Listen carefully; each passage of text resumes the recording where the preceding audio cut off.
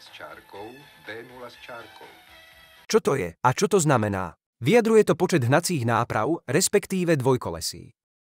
Počet bežných nehnacích náprav sa označuje arabskou číslicou a počet hnacích náprav písmenom. V prípade, že hnacie dvojkolesia majú individuálny pohon, doplnia sa písmenom O. Apostrof označuje podvozok. Pre príklad si vysvetlíme najpoužívanejšie usporiadania pojazdu pre rušne Bobo. Písmeno B hovorí o tom, že v podvozku sú dve hnacie dvojkolesia. Písmeno O, že obe majú vlastný trakčný motor. Apostrof, že sú v podvozku. Na našich tratiach sa stretneme aj s rôznymi šestikolákmi, ako napríklad rad 771. Ide o rušeň s dvoma trojnápravovými podvozkami. Usporiadanie pojazdu má COCO.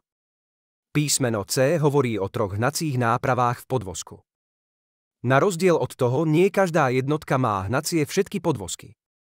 Taký Delfín 840 má hnací iba stredný podvozok a usporiadanie pojazdu je 2x2. Dunihlav 861 má hnací prvý a posledný podvozok. S tým rozdielom, že obe nápravy v podvozku sú hnané jedným trakčným motorom. Jánošík 671 má usporiadanie pojazdu Bobo plus 2 2 plus 2 2.